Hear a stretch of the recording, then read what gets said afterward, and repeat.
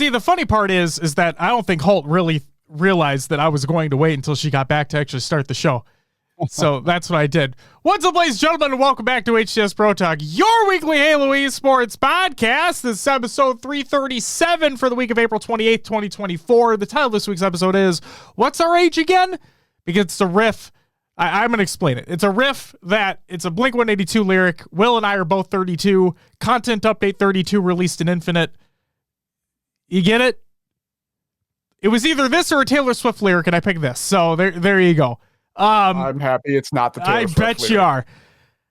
My name is Josh, aka JK Fire. Smiley, I'll get to your gifted subs in just a second. Don't you worry. But this week I'm joined by the man in the old school HCS hat from Saison 1, Will, aka I am Mr. Mayhem. Will, how are you doing on this Wednesday evening? Jesus. Freaking powering up like Dragon Ball Z there, Josh. I'm doing fine. You're in an Envy quarter zip. It looks comfy as hell. I am very... So, Linnea had swimming lessons this evening, but right before the show here. And let's just say that the swimming pool area was way hotter than it usually was. So I was fucking steaming in this. Sweating it out. But yeah, this was yeah, you're right. It's a quarter zip Envy pullover thing. It's made by Unreal, who do the Vikings collaborations. They're based in Minnesota here. Oh yeah. So yeah, it's made by the same company, which is pretty cool. Came out years ago, but yeah. Thanks for noticing. I love it. It's one of my favorite things I have in my closet. And you can't find a lot of Envy gear anymore. So. Yeah, you can't find any Envy gear anymore. They don't exist. So yeah. I'm still mad about that hat, by the way. Oh yeah. Yeah, I never got that back. That's okay. How are you doing? Me? I said I'm fine. Okay. Fine. How about yourself? I'm doing all right. Cool. Before we get started here, Smiley with the 5 gifted subs, you get a woo! And Rob Struck, thank you for the 8-month resub. You also get a woo! Thank you guys very much for the subs. Greatly appreciated. Welcome everyone to the live show.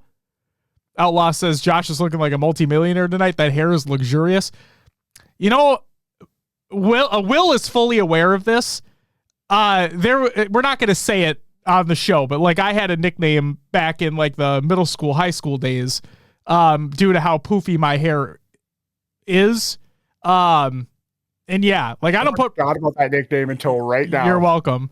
Oh God. But yeah, I don't put product in my hair or anything like that. I just basically let it do what it wants as long as it's not in my way.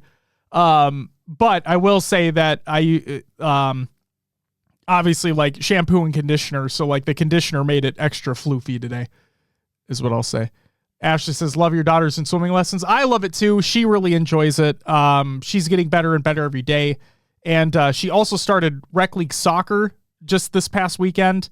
And she's also in gymnastics. So we literally don't have any free time anymore, which is shitty, but also I'm glad that she's doing things that she likes to do. And that's all that matters. What's up, PD? Welcome back. Good to see you. All right. Will, do you want to know what's coming up on this week's episode of the show? Let them know. A schedule update announcement. Because it's finally fucking time. Not to say I haven't liked what we've been doing, because I have, and I was literally talking to Natana about it, but we'll talk about that in a second. Halo Infinite Content Update 32 has been released with some great changes, along with a baffling fucking bug. So stay tuned for that. And then we have a massive recap of the HCS Open Series events thus far, because yes, we had the North American quote unquote finals for week 1, because it was split between a Sunday and a Thursday. And then we had a Saturday, Sunday. And Will, fun fact, next week's is Sunday, Thursday again. So it is. Yep, it actually is. And then the week after that is the qualifier. So it's fucking stupid and crazy. Is the qualifier Saturday, Sunday again then? Yes, it is. Yeah. Okay. Yeah, it's fucking weird. Juan, welcome back. Good to see you as well. Yeah, Ashley, she is very active. Like I said, as long as she's having fun, just about my daughter real quick, as long as she's having fun in what she's doing, then that's great. The moment that she's not enjoying herself anymore, and I'm not saying that from a point of like, if it gets difficult, then she's quitting. No. If it gets difficult, you keep pushing through. But if it gets to a point where she's just seriously not enjoying it, not having fun anymore, then I'm not going to keep her in it because I don't want to force her to do something she's not interested in. But yeah. So there is that. So therefore, before we get into the competitive news, let's say our announcement here. We have a scheduling update. The live show is officially back to being on Mondays starting next week. Okay? So for our next show, episode 338, we'll be live on Monday at 7 p.m. Central, and it'll be Mondays moving forward, just like they used to be before we had to switch to Wednesdays for a little bit while the wife was taking a class that made it so we couldn't do Mondays. Okay? So we're going back to Mondays. And, here's the thing. Because I was talking to Natana about this, and she's like, you guys could just keep Wednesdays if you wanted. And I thought about it, and I'm like, you know what? On the one hand, I like doing Wednesdays because it allowed for more time. Like, if there's a tournament that happened, it allowed for more time to gather everything and blah, blah, blah. But I liked Mondays because if a tournament happened, everything would still be fresh in everybody's minds when we talk about it, like the day after. So that, yeah. And we've been doing Mondays for basically ever. So there you go. So we get a show 2 days early. Kid, we've always been Mondays. We literally had to change things up for just a couple months or whatever because my wife had a class that was on Monday evenings. But that's over. So we're back. Back! Fulcrum for the 10-month resub. You get a woo! Greatly appreciated. Thank you very much. Oh, God. Oh, I'm going to mispronounce that. I'm going to say Dov H4 Tuccio. Again, I'm going to mispronounce the fuck out of that. Thank you for the follow. Welcome to the live show. Greatly appreciated. Verb, welcome back as well. Barnaby Jones! Welcome back. Good to see you. Hope you're having a great one. So, yeah. Yes, she did, John. Thank you very much. So, yes, we are back to Monday starting next week. Baby! So get excited. Get fucking excited. Rob, if I didn't already say it, welcome back. Good to see you. Aftershocker, welcome back. Good to see you as well. I apologize. Do what you do. Thank you. How do we pronounce your name? How do we pronounce your name? I don't want to fuck it up. So please, how do we pronounce your name? Now what am I going to do Wednesdays? Riz says play Halo. There you go. That's it. Will, that's actually a great question. Will, are you going to move 8s? I mean, I would have to. There you go. There you go. All right. With that, I think it's time we get into some competitive news. Formal statements surrounding interference. Remember, Will, the fucking discourse online about formal statements surrounding the map interference? And, Sure. Yeah. So, Formal put out a statement, and this is what he said. He says, I can't believe I even have to type this, but this wasn't some sort of shot at the Forger. It wasn't even that serious of a tweet to begin with. My problem lies with 343 not attempting to make new maps 3 years into this game and just grabbing someone's work and throwing it into the map pool without us even trying it. We already knew that Formal wasn't throwing shade at the Forger. Okay, we already knew that. But I want to focus on that last statement, Will. But the pros didn't even get to try it.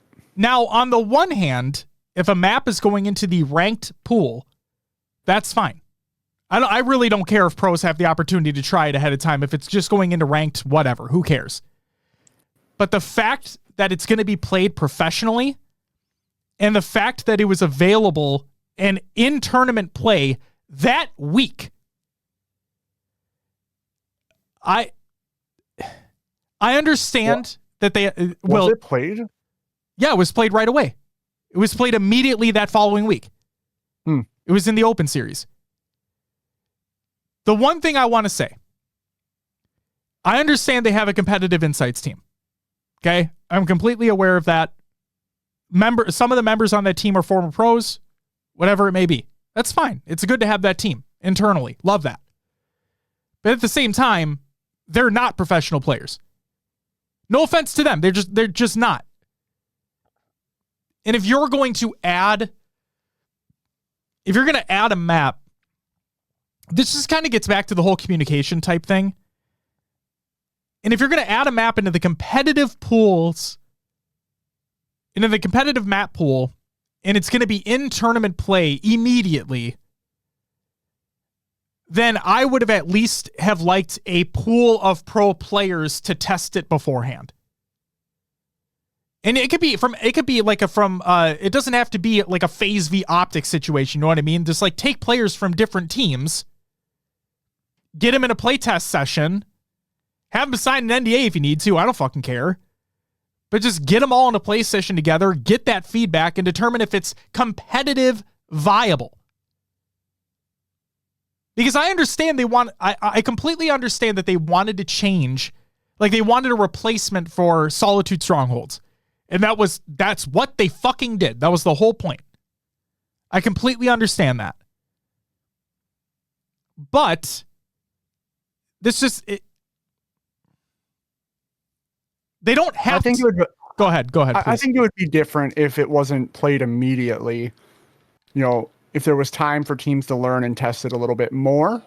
I understand having to play it in a competitive setting where points and money are on the line right away. But then you cross into that territory, like, why do the pros get preferential treatment to play stuff early? Sure. There are former pros on the quote unquote pro team that test that stuff. Yes. That's why we're not getting Sniper in Strongholds, because it became way too snowbally, just like, what do you know, what we had before. Strongholds on Plaza or Solitude. Yep. So, I don't know. I'm kind of like, yes, the pros should have had more time to practice. Maybe it comes out and then it's introduced after London, like on the second split of the year. But you cannot run with... It's like a double-edged sword, right? Because Solitude got pulled out and everyone complained that there wasn't anything added in replacement. Yeah. I think this came out pretty fast considering the timing of it all. I agree. What I mean? And clearly we understand that they've been testing it. Like, and it's not just like the competitive insights team. We understand that in order for a Forge map to enter matchmaking in general, like, it has to go through multiple rounds of testing, potential iteration on the map, blah, blah, blah, blah, blah. Like, we know that. And that's fine. It's just, I agree. It feels like this was too fast. And just for HCS. Yeah, for HCS. Yes, it feels like it was too fast for HCS. And like, my point is, I liked your idea that you kind of put in there, is like, maybe it waits till after London to be put in, because that would give players the opportunity to test things out further to make sure that it was, again, competitive viable. Yeah. Because in this, I need to make sure that this is understood. Yes, there are former pro players on that competitive insights team. And it's nothing against them, but they're not the ones playing the game professionally anymore. They're not the ones formulating the strategies on the maps anymore. Like, maybe they'll have an idea in their mind when they're playtesting, and that's fine. And maybe that does come to fruition, but you know what I mean? Like, it's just, you're right. You're right about the double-edged sword thing. It's just, I wish that there was a better dialogue for these types of things. That's all. I just wish there was a better dialogue for these types of things. I believe most of the pros were fine with it being removed. They just wanted a replacement. Well, here's your replacement. Well, now it's too fast and we don't, we want more time. We wanted to test it ourselves. Well, it's kind of like, what do you want? I don't know. That's kind of where I'm sitting. I understand wanting to have the most competitive thing in the game and for it to work, because that's what we all want. I think it just feels like one piece of feedback was taken, right? Yeah. We removed something, there should be something added. And then it's like, oh, well, here's something added. Well, we didn't know this was coming. And it's like, there's just little parts. It's like they're not hitting the bullseye on everything. They're just off a little bit. Yeah. There should have been, like we always talk about, full rounded communication. Yep. This is being removed. This is what's being worked on. So that way we know that the rig is actually coming, not that it's like 2 days, a week before. I don't remember when they announced it, but like this is coming and then it's there and then it's in competitive play. Yep. Verb says, my issue is another Halo 5 remake and a rumored Coliseum remake coming. Enough of Halo 5 remakes. Give me something original or some older Halo remakes. So here's my problem, Verb, is that I think we're past dev made. I think that we're done.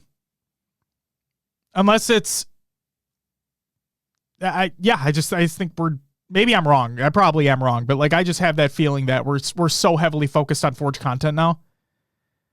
And yeah, that's how I feel too. Yeah. Is that it's everything that's entered has been Forge, right? Yeah. So, and we're going to talk about it in Tashi's Tantalizing Tidbits in a minute. Like we'll get there, I promise, about like a different ranked maps and like things coming back maybe. But I don't want remakes anymore. And I like Coliseum. Like I would prefer a Coliseum type experience, but I just don't want remakes anymore. We've said it since the game fucking released. Like before season 1 started, we've talked about it multiple times. We want new, fresh experiences. And we got a good amount of that. We did. But at the same time, it's just like, why do we always revert to these remakes? Like, I get it. Some fans or some players may want them, but like, it's a new game, guys. Like, I just want new. That's all I want. Yeah. That's all I want. So yeah, there's that. So, and people were still coming at Formal for like his original take about wanting some pizzazz or whatever the fuck it was. Like, people need to shut the fuck up. It's insane. I'm not even like dick riding Formal or anything like that. It's just people really need to shut the fuck up, and it's crazy. It is crazy.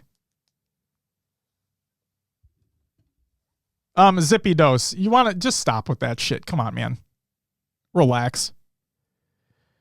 All right, next up, we have a London tune-up announced. This is by the HCS. We've partnered up with European Halo League to host a tune-up tournament. Throw down with your squad and win a team pass to compete at the London Major. May 25th, 10 a.m. to 7 p.m. BST, Microsoft Experience Center in London. You can register at the link provided in the Google Doc of the show notes of the show, ! Show notes in the chat. And then from Div, he put out a reply to this and said, just a little appetizer before the main course. Huge thanks to our friends at Euro Halo League for stepping up. I think we got a few more surprises we got cooking up. So stay tuned for that. You know what? Fucking release the Atlanta dates. Jesus fucking Christ. Speaking of which. Dialing it in. Right? Speaking of which, let's move on to Tashi's Tantalizing Tidbits. How about an update surrounding those Atlanta major dates? Thanks for everyone's patience here. HCS and FaZe teams are right at the finish line in terms of being able to announce. Just need to cross our T's and dot our I's first. Hang on just a little longer, please. And then, in a reply to Ash on Twitter, shout out Ash, Tashi said, we aren't just sitting on info for the sake of getting all the details out at once or some fancy stuff. We are in announce ASAP mode. We have to ensure the smaller but critical details like security, ticketing, contracts are in a good place before we can announce. Okay, so they are working on it. They'll be out as soon as they possibly can. Yes, we wish that they were out immediately. I fucking wish they were out when the fucking roadmap was announced, for fuck's sake. But we're past that. It is what it is. Hopefully people are able to book their flights and so on and so forth, and it not be an arm and a leg to to cost to get there. Okay. So just stay tuned. They'll be out hopefully fucking soon. Now, talking about ranked maps, regarding Bazaar and Catalyst being added back to ranked, GD asked a question on Twitter, says, when can we get Bazaar and Catalyst back in ranked? Would be nice to have old maps rotate in and out to switch it up as well. Tashi replied and says, we've talked about it. I think the focus is on the next few Forge maps first, since those are net new experiences to Halo Infinite. But we're open to refreshing those older maps and rotating them in as well over time. So yeah, there you go. The next few Forge maps sounds like it's going to be at least 3. And they are Forge maps. Yippee. Verb says, people want Bazaar back? That was the worst map I've ever played. And then Tool says, never put Bazaar back. So that's the thing, guys, is that I don't want to put words into your mouth, but based off your guys' statements, like, we're thinking in a very narrow-minded competitive bubble, right? Where it isn't just the competitive scene that plays ranked. There's a lot more people out there that strictly just play the ranked playlist, and they want more maps added back to it. There are a good amount of people that want Bazaar. Am I one of them? Fuck no. I can't stand that map. I agree with you guys. I want Catalyst back. I think Catalyst was fine, to be completely honest. It might even be better with the Bandit now. It might be. And bring Catalyst if they brought it back, it'd probably be both Slayer and CTF. But like, if you could just bring it back for CTF, that'd be fine. I like Cata. Why not? What's up, Martin? Hope you had fun in the fucking Maldives, dude. Jesus Christ. Smiley says, at least the Forge palette is better than Reach with color and look instead of Forerunner. I mean, Smiley, have you seen the last 2 that they've added? And I know is the Forger's discretion, and that's fine. That's perfectly fine. It's just, I just wish there was more color, and that's just me. I'd be okay with that thought process if there was vetoes, but being forced to play it would hate it. I agree.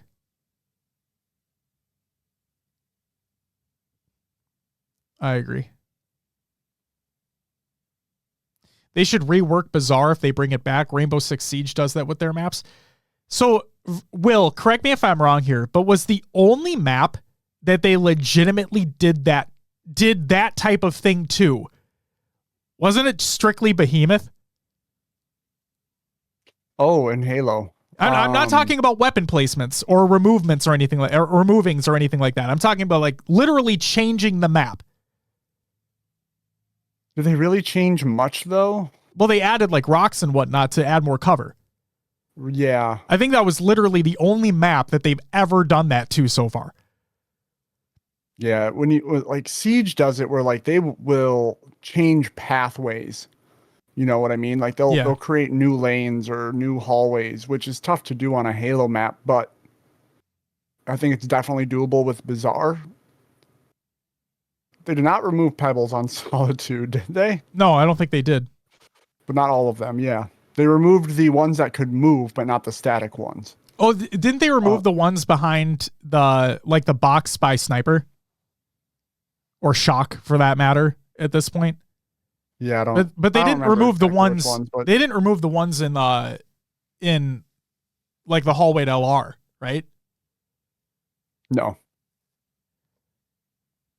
But anyway, yeah, it could make maps that were taken out more viable, definitely. Sure. What's up, Corey? Enjoy the lurk. Enjoy playing Halo. Danger Dave, welcome back. Good to see you. Gray, welcome back as well. All right. So there you go. They are thinking about it, but the focus is going to be on the next few Forge maps that they bring. Yippee! All right. We do this for every major update that comes to the game. We split this into 2 sections. The first, because we're in the competitive news segment, we're going to talk about how the ranked and competitive feature set is going to be updated with content update 32. And then when we get to the regular news, we'll talk about how it affects the regular, like the Forge and casual and social aspects of the game. Okay, cool. So Halo Infinite content update 32 information. This is by 343. This is separated into a few different sections here. So first, sandbox overview. The sidekick. Rounds per second has decreased from 6.6 to 5.6. Okay, so they decreased the rate of fire ever so slightly. Will, have you felt the effect? Yes, it is noticeable for sure. They said it's very minuscule. You can definitely tell the rate of fire change. You can still spam it, but again, it feels like you're more like where it's been viable for me is going for that like spam it and then melee trade. Sure. You know, like it doesn't feel like it's good to get a kill on top mid live fire unless you're trading. Okay. I'd rather use the bandit. Okay. So it becomes a different, it just changes it enough that we might not see it like Lucid or Renegade or Frosty pick it up to get kills. They might do like spam a few shots and then melee, but I don't think we're going to see like clean kills with it like we used to because the time to kill has definitely changed. Okay. In my opinion. Ikuza, welcome back. Mike, if I didn't already say it, welcome back to you as well. And Occam, welcome back, or Occam, welcome back. Ikuza says sidekick nerf is really nice. It doesn't overbloom anymore. John does not like it. Riz likes it. Riz says it does, like Ikuza says, it does not bloom out as far now when spamming. It makes it easier to shoot, in his opinion. And then Carnibo, thank you for the follow. Welcome to the live show. All right, let's move on to the sniper. Ready initial playback speed scale has gone from 1 to 1.2, which means it's a shorter ready up time for when you pick it up. Will, have you experienced this at all? No, I'm not the sniper on the teams I've been playing with. Okay. If I have picked it up, it's to toss it to someone else. So I don't know. I haven't experienced it yet. I'd be doing the exact same thing as you. I'd just be like, hey, can somebody come pick this up? Or I'll bring it to you so they don't have it. How about that? Yeah. That's exactly the way I look at it. I'm just not good with it. All right, let's talk about the spike grenade. Detonation timer starts changed from immediately to when it's at rest. So therefore, it doesn't matter how far you throw the fucking thing, the detonation timer will not start until it either hits a surface or hits a player. And speaking of that detonation timer, it has been shortened. So now it'll explode a little bit quicker. It's gone from 1.8 to 1.2 seconds. So again, you can throw. Makes sense. Yeah. Because like it used to count that airtime in the 1.8 seconds. So now, it's not counting that throw time. It actually, I think, might give you more time to get away from a spike nade than before. Sure. The one thing I will say, and I know, you know what? Fuck it. I'll just bring this up because I play a lot of firefight now. The thing that I want to see happen, the shock nades have already been nerfed. Okay? They've already been nerfed. Therefore, I would love if they, this may break other aspects of the game, but I'm strictly speaking from a firefight standpoint.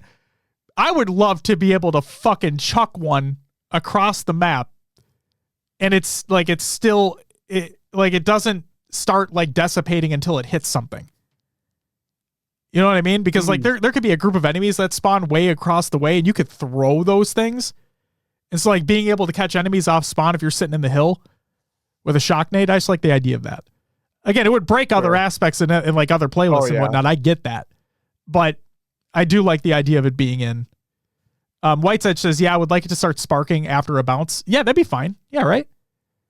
Like after it hits something, then start doing the thing. But then again, it could be difficult as well because they are used as a way to like, obviously the plasma pistol got their EMP back, which is great. We'll talk about that in a second. But they made it so like shock nades, you can throw it up at a Banshee and as long as it's still ticking, right, it could disable a Banshee. So like there is that aspect of it as well. So I don't know. I just want to be able to use them at longer range because if you try throwing one, like it'll die midair. Like it's just a fucking dud at that point. It didn't do anything. You just wasted a nade. So I just like to see something there. I forgot to put it here apparently, but yeah, the plasma pistol and now EMP's vehicles. I mean, I guess it's more of a casual aspect of it, but still really cool that they brought that back. I think the tracking is still exactly the same. So whether it works or it doesn't work for you, it's just an infinite thing at this point, but it does EMP vehicles now. Fuck yeah. Then let's talk about some modes here. Ranked. Along with the launch of Banished Honor, ranks have been reset. Okay, so you have to complete your 5 placements again, but there you go. And then, Will, I imagine you'll talk about your placement situation when we get to Will's Adventures. And then finally, weapon drills. The Bandit Evo has been added to the standard Bandit weapon drills. They're located side by side, so you can just pick one up over the other for the weapon drill. And there you go. Now let's talk about patch notes. All right, Will, here's where the great change leads into the unbelievably awful bug.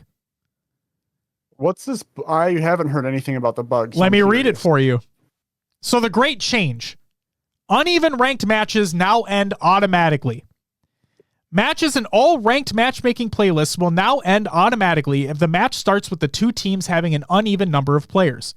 When this occurs, a full screen message will appear to inform players that the match is uneven and will be ending shortly. Players will not lose any CSR when this occurs, nor will it count as a loss in their match history. This new feature does not apply to matches where the players load into the match, then leave the session after it starts. If players leave the session after the match starts, the protections and penalties outlined in the December midseason update patch notes will be applied. Additionally, matches with smaller than expected but even teams, such as a 3v3, will not be ended automatically. Okay?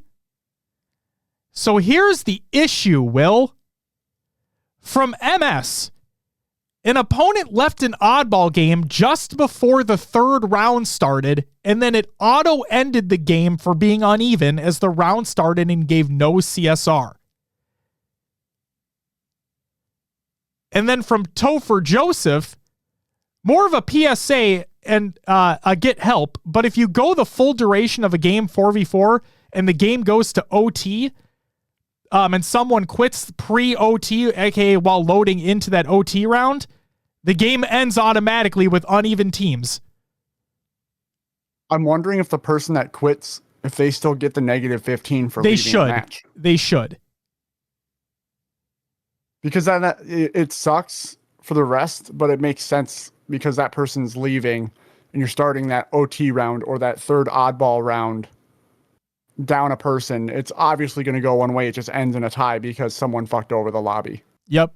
So that is an issue that is being talked about from multiple people at this point, because I saw the first one by MS and I'm like, is that just like or do we have the full context of that situation or whatever? But then I saw another instance on Reddit, and so yeah, people are experiencing this. This is an actual thing, it sounds like. I replied to MS on Twitter and I said, if you haven't already, submit a report on Waypoint. But this goes for anybody. Like, if anybody's experiencing this, just talking about it online isn't necessarily going to change anything. Make sure you're submitting your reports. As dumb as it sounds and as convoluted as the process could be, make sure you're submitting a report on Waypoint if you experience this happening. Okay? That's one of the things that they primarily look at. So please do it if you're not already. But yeah, that's fucking insane. Because on the one hand, it's like, to me, it's about all the time that you already played. Like, if an oddball game is going 3 rounds, and then a player just decides, fuck this, like, whether or not the player decides fuck this or just simply disconnects when it's loading into that 3rd and final round and the game just ends automatically, it's like, what the fuck did I waste all that time for? I mean, sure, I'm not losing anything, but I'm also not gaining anything. I'm just fucking wasted my time. Yeah, and then the other technicality about it is if you're in a 4-stack and maybe your team barely survived and got round 2 of an oddball game and you're like, we're not winning this, we're getting destroyed, we got lucky. One person leaves, it's like the boosting thing, right? That person takes the negative, but since it doesn't end as someone leaving and ends as a uneven match, it saves his teammates CSR. Exactly. His or her CSR. Exactly. So just know that that's a thing that exists currently and hopefully gets fixed immediately or as soon as possible. So yay. All right. Something that's good here. Let's talk about the aim magnetism toggle. A new aim magnetism toggle is now available in both the controller and the keyboard and mouse settings menus.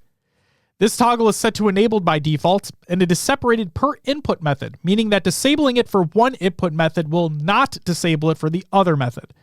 When this toggle is disabled, the reticle on the HUD will still turn red when an enemy is in range, and players can still dash towards enemies meleeing. Additionally, aim magnetism for equipment like the grapple shot and the threat sensor will not be disabled by this toggle. And then Lucid chimed in here and said, being able to turn off aim assist on controller reinforces for me that most weapons need aim assist nerfed, especially Bandit and Shock. Actually sickening, is what he said. What's up, Danny? Danny Phantom. So there's a few things that have been going online. I mean, it's aim assist is in the game for everyone, right? Yes. A lot of people were freaking out about like, oh, do we turn this off for competitive settings? Like, what is it? It's your aim assist that's been there the whole time. The magnetism they added for mouse and keyboard and your aim assist for controller. I tried both. I toggled them off, toggled them back on to see what it would do. It's what's been in the game. This isn't a new feature. They just added a toggle for you for something that's been there for so long. So it surprised me when there was such a debate about whether it should be on or off. Like if they never added this feature, it would never have been a debate. It was just on as always. We'll continue with it on as always. If you want to turn it off, you're putting yourself at a detriment, go for it. Well, I think mouse and keyboard players are really excited for this change, actually. Yeah, some people wanted the aim magnetism to help combat controller players. Some didn't. They said it changes their sensitivity, you know. Sure. They want that fluid movement that they're used to in a Valorant, CS, Rainbow Six, whatever they play on mouse and keyboard. Mm-hmm. As far as Lucid saying aim assist needs to be nerfed,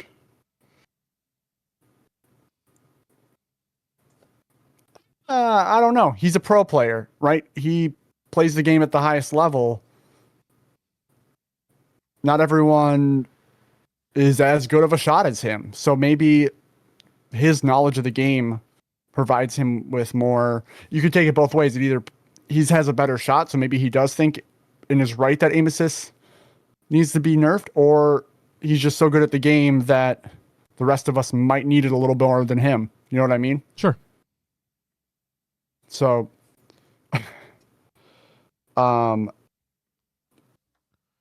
instincts, no aim assist in comp, easy fix. Everyone switching to mouse and keyboard then. I think so. There's always going to be this discussion. There's always going to be this debate, especially at the highest level, right? Yeah. Where there needs to be, and I know that the pros understand this too. We're talking about and again, I know this is also on PC. Okay. We're talking about a primarily console shooter. Okay. Yeah. A primarily, not entirely, but primarily a console franchise, right? And when you're playing with a controller, you need to have some sort of aim assist because the aiming is not one-to-one like with a mouse. You need to have something there. Now, yes, then you get the discussion and the debate about, well, at what severity should this be? Like, what level should this be, you know? And I will say, playing Infinite, it does feel as though, I mean, we've seen YouTube videos and all that shit and blah, blah, blah, blah, blah. But just strictly playing the game, the thing that irritates me, and I've experienced this in other Halos as well, but like what irritates me is like when I'm focused on one player, right? And this toggle is supposed to help with this. Like, this is the whole point. This toggle is literally supposed to help with this. Is that when I'm focused on one player and then a different enemy player just walks in front of my reticle and then my reticle goes to the other player. And I'm like, no. I had that person one shot. I was right there ready to kill that person. And then the other player just walks in front and is like, nope, you're focused on this guy now, bud. I'm like, well, what the fuck? And that's part of what this toggle is supposed to help with, is making it so those type of instances don't happen as often. So that the player that you're focused on is the player that you're actually focused on. So yeah, I really don't know where else to go with this. It's like, obviously people are going to complain, like people are going to be upset no matter what. I think a discussion is always warranted regarding what levels things should be at. And I'm not just talking about strictly at the pro level. I'm talking about in general, right? And at the same time, I think this is a cool addition that can help a lot of players, especially a lot of mouse and keyboard players who've been looking for something like this for quite some time. And I'm excited to see what happens as more players are utilizing this, right? Because we live in a very reactionary, like, social media realm, right? Where you see something and you have that instant reaction, that instant thought, you need to share it with everybody. So let's give it a little bit here, see how this is actually affecting players, if they're using it or not using it, and then formulate a better opinion after the fact. I mean, it's all fair. Awesome. What's up, Rasta? Welcome back. Good to see you. Ronan, welcome back as well. He says, I'm a huge Lucid fan, but the guy's definitely not afraid to share his complaints. Yeah, him and Bound. They're both definitely not afraid to share their concerns. Which, and I'll say this for everybody, like anybody and everybody, you're fine to share your concerns, your critiques, whatever it may be, as long as it's respectful. If you're not fucking tearing other people down, or you're not going for people's jobs and shit, then go ahead. Just be fucking respectful about it. Like, it's what like social media is there for. You know what I mean? Like, sharing your opinions, sharing your thoughts.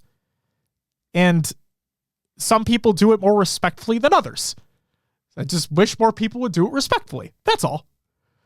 So yeah. All right. And death cam improvements. The following improvements have been made to the spectator camera used while respawning in a multiplayer match, known as the death cam. The death cam now starts facing the same direction that the spectated teammate is looking. The death cam can now be rotated when spectating your own body, and rotating the death cam is now faster than before. Will, before I ask you your thoughts, the one thing that I did see online, I forgot who said it, but someone said that it's so fast now that it could be like could make you a little queasy potentially. Sure. Yeah, it does move very quickly.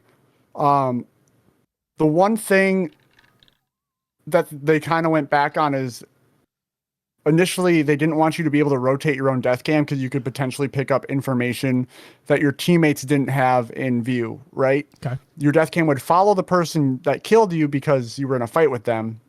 But now you can rotate. I think we were playing Oddball Recharge and I died bottom gold stairs. And I was able just to look over batteries into Whirlpool, rotate back to see if anyone's peeking BR, give call outs.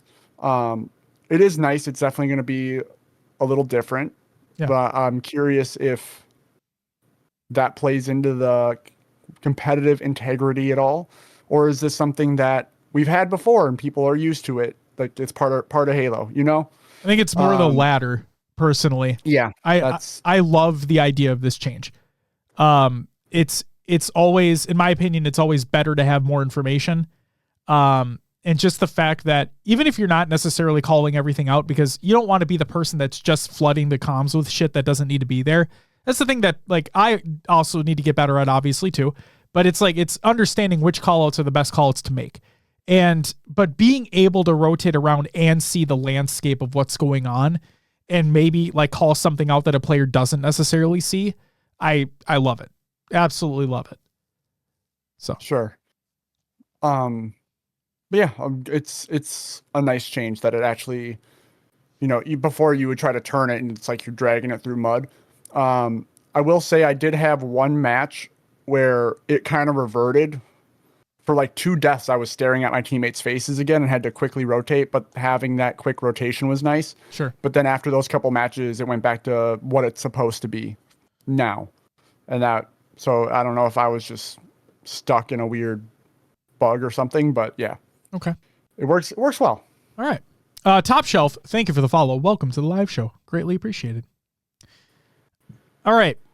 Then, match setup overrides. The new match setup override option allows players to start a score, to set a starting score for each team or a certain amount of time left on the clock.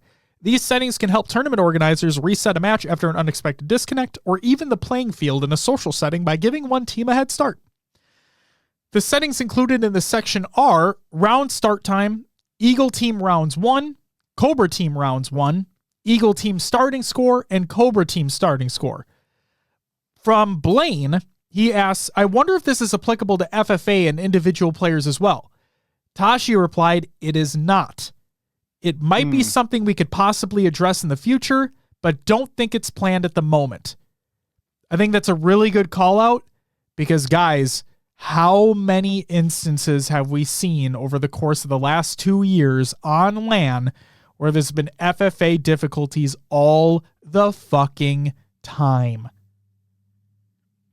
So this is very unfortunate. I wish this could have been addressed right away. And I already have my thoughts on how the competitive landscape is going to go next year. But I do hope that at some point in time this is addressed. Because this could be a lifesaver, an absolute lifesaver for FFA restarts on LAN. Because guys, we've heard horror stories. It's been fucking brutal. And it's no fault of the refs or anything like that. Don't get me wrong. They just have to deal with it. And the players just have to deal with it as well. But it's like there's real money on the line. And there was a final, and I don't remember if it was Arlington or before it, but a guy went up. He was up 8 kills when a crash happened. And it was just a full reset. And then they ended up taking third after they had a huge momentum swing in the first couple minutes of that match. You know what I mean? Yep. Like that probably just drained them to have to restart over at 0 after one crash after they were basically dominating the lobby. Yep. And that was in a finals too. Yep. And we've heard horror stories of literally they've had to go through 3 or 4 or 5 resets before the game could be completed. That's fucking insane. Yeah. Instincts. It's a good call though that to get the information out there that it's basically for teams, right? Yes. It's a 4v4 scoring scenario, not a FFA. Correct. So hopefully that clears some confusion up. Instincts. I'll just say this. I don't think the AA thing is very difficult. You can't their whole point on why I'm speaking I don't want to put words in their mouth, but they've said this. In terms of 343, they don't want to split them because they don't want to continue to split the player base and they don't want to continue to split and make matchmaking times longer, so on and so forth. I will say personally, AA out of the way, aim assist, not who fucking cares? That's to the wayside. Just in terms of map and game type combinations, I've been saying it since the release of the game. I would love for there to be a ranked option that anybody and everybody can enjoy that has all the different types of ranked maps that people want, so on and so forth. And then we have a separate HCS playlist, which is also ranked, but just strictly includes the map and mode combinations that's within the competitive pool play. That's it. I've been asking for it since the game released. It's never going to happen, which sucks, but fuck, whatever. It's the same reason I don't think we're ever going to get solo duo queue back. No, again, don't want to split the player base. Exactly. It's already been said. It's just never going to fucking happen. And it sucks. So, there you go. He says, don't even do that. If you want to play HCS rule sets, you play custom, same way they play custom nows. But see, here's instincts. Like, I would love if they had it to the point where previous Halo titles were. And I know it's new game, blah, blah, blah, blah, blah. But yeah, part of me looks at it from a mindset of, yeah, hear me out here. We know Halo is small. Okay, we know Halo is small pickings, relatively speaking, to other top-end esports in the scene. Okay, we fully understand that, respect that. Obviously, we wish it wasn't the way that it is, but it is the way that it is. Hypothetically speaking, imagine the HCS is as big as League of Legends, is as big as Dota, is as big as CS, is as big as Val, all that, right? Just hypothetically speaking, think about that. If I were an up-and-coming player, if I were an up-and-coming AM, wanted to make a name for myself, was competing at grassroots events, was picking up teams, blah, blah, blah, blah, blah, and I wanted a way to practice if we didn't have time for scrims, whatever, right? Just in standard matchmaking, I would want a playlist I could do that in. And ranked right now is not it. Like, yes, it has the same map mode combinations as the HCS, but it also has a lot of other stuff too. And it would suck for me as a player. It would suck for me as an up-and-coming player to be playing, as an example, Slayer, like Interference Slayer, where sure, I can learn more about the map, but that's not the game mode that's in the HCS. Oh, but when we also have fucking King of the Hill on Interference, that's also not in the HCS pool. Why am I playing this? It's just, I would want a completely separate experience like we've had an MLG playlist in the past. That's all. So like instincts, I want to make it clear that I'm not trying to shit on your opinion or anything like that. It's just, that's the way I've been thinking about it for so long, is that if I were a player who was either an AM or I wanted to dip my toes in that water, and I wanted to, like a path to pro, if you would. And we know that a lot of it is name recognition. It's who you know. It's getting different types of opportunities. I understand that. But at the same time, like if you had an easier path via a singular playlist that you could play that is continually updated with what is in the competitive pool, I'd fucking love that. I would fucking love that. And I'm not even saying that, like, and now going back, let's go back to the present time here and the real situation that we're dealing with. Even if I personally, like as a 32-year-old dad who doesn't have that much time to play anyway, and I don't necessarily play ranked, while I wouldn't necessarily play that playlist all the time, I would love that it was there for everybody else to play. That's what I want. I just want it there so everybody else could play it. And if they want to go play normal ranked, that's fine. It's there for you. You can do that. But if you just got home, if you went to a fucking major and you had the time of your life and you're like, I want to do what Lucid did. You know you're not going to be able to do what Lucid did, but you want to do what Lucid did. You want to do what Bound did. You want to do what Frosty did. And you're on the plane home or you're in the car home and you get home and you fucking pop in the game. You're like, I want to play. Oh, wait. I can't play that right away. I'm getting this instead. You know, it's just, I also think it would potentially, and we talked about this long ago, but I also think it could open the door for just more eyes on it in a weird way, because you have that thing in the game already. Like if a player turns on the game for the first time in like a year, and they're like, oh, I didn't know they had a competitive playlist. That's fucking sick. Let's go try that out. But then we get into the whole like, oh, the ranking system's fucked. Oh, fucking population numbers are bad. Blah, blah, blah, blah, blah. That's why I wish it was there at the beginning of the game. That's why I've been asking for it since the beginning of the game. Sorry to go on a fucking Dumb tangent there, but that's where I've been at.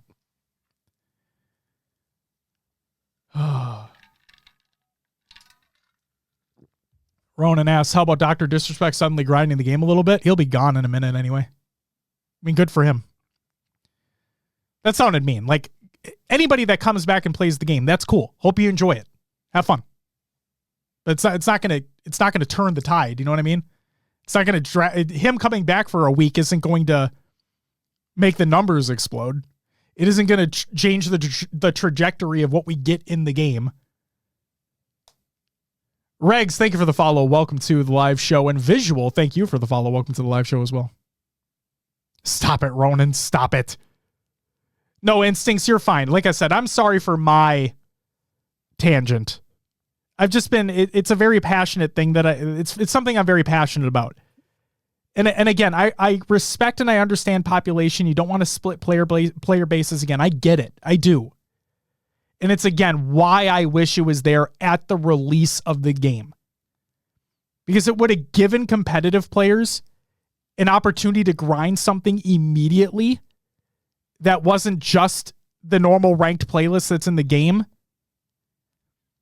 And, like, it would give them an opportunity for something for more practice that's not scrims. Like, what a missed opportunity. Oh my God, man. What a fucking missed opportunity. Instinct says, Jinxie single-handedly revived an entire game. You're talking about Siege? Or am I wrong? Because I know Jinxie is like yeah, Siege. Okay, that's what I thought. I mean, that fucker's been going for a long time, though. 343 should push custom games more, add it directly to the game mode playlist, and increase the XP payouts or entirely remove the cap for daily XP. Ikuza, I don't think that would change anything. And that's just my opinion, right? Like, I could, again, totally be wrong here. It's just my opinion, but like, I don't think it would. I genuinely don't. I was seeing a couple takes online of like, the people who are playing the game are the people who are playing the game. Like, nothing they do at this point in time is going to change that. Like, and I believe it. I've been saying the same thing, is that I don't think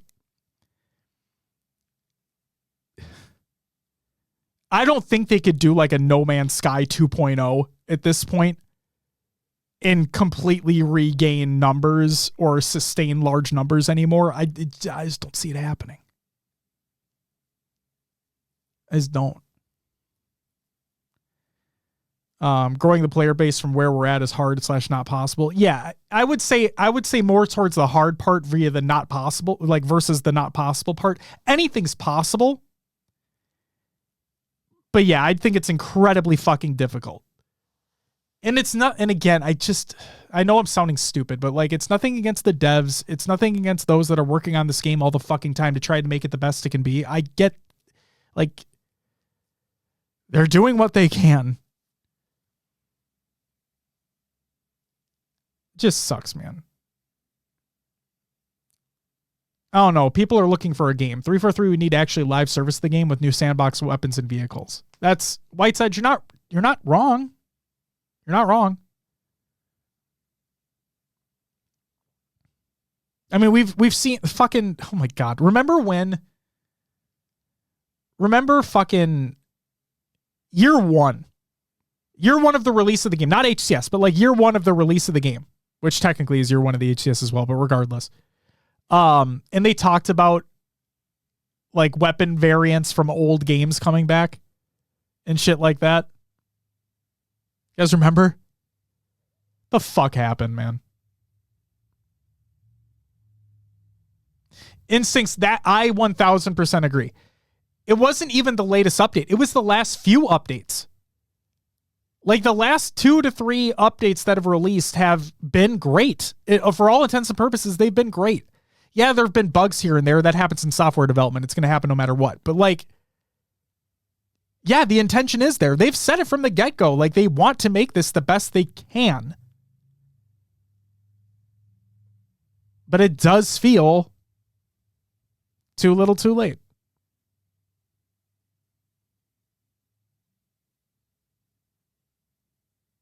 Yeah, Rasta, yeah. It's why I have my opinion that I do about Worlds next year and how it's not going to happen. That's my hot take for next year, is that I don't think we have a world championship next year.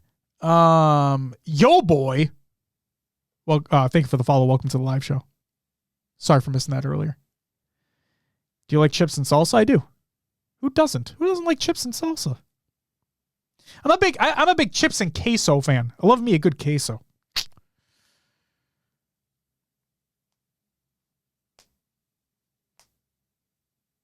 I hope to God the next Halo comes soon. Otherwise, this series is over. Ikuz, that's the thing though, is that it's not done. It's not done. There's money to be made still. It's not done. They're working on, from what Sketch said, I believe it was Sketch that said it. In one of, I think it was the January video. I think it was the January video. It could be wrong though. But if I'm not mistaken, Sketch said that they're working on multiple projects. Multiple projects. So we're definitely not done. Like this is one of, we're talking about a franchise. Guys, okay. I know we're a competitive show, but let me broaden the landscape just for a second. And Will, I promise we'll move on in a minute, okay? My thing is this. We're literally talking about a franchise that is multimedia. Okay? Multimedia. In other words, there are books, there are comics, there are toys. There's a TV show that costs millions to make. There are video games. We're talking about a franchise that is multifaceted, brings in money from multiple different facets. Okay? The games are not stopping. I don't know when they're going to stop, but they're not stopping yet. So don't worry about that.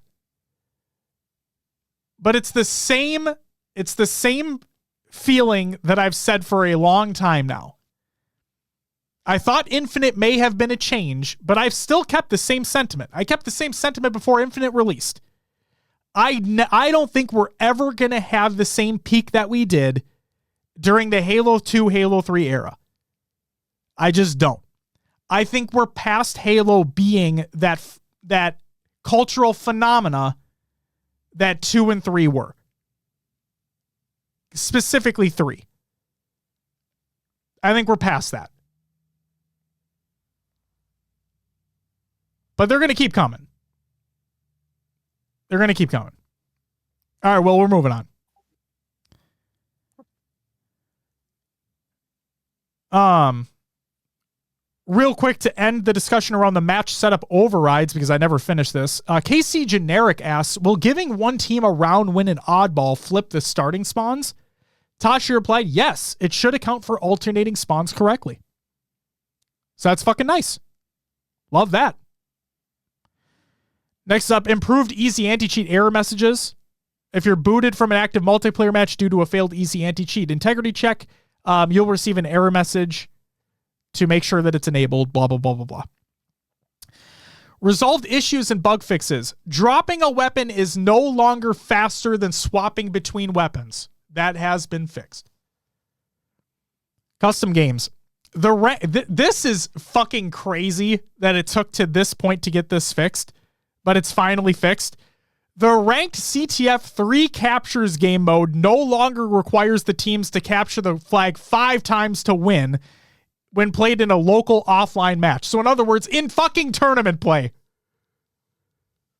If you guys paid attention, you would have seen that it still took 5 captures to win and players would just end the game when it got to 3. Fucking Jesus Christ. And then customization. The standalone version of the Optic Gaming Visor is now the same shade of green as the visor seen in the Optic Gaming Armor kit. And then known issues for multiplayer. I'm curious if this has happened for anybody yet. So Will, if this has happened for you, chat, if this has happened for anybody, please let me know. Occasionally, firing sound effects may continue to play if the melee button is pressed when firing the commando. When this issue occurs, bullets are not actually being fired when the melee animation plays. Have you experienced that, Will?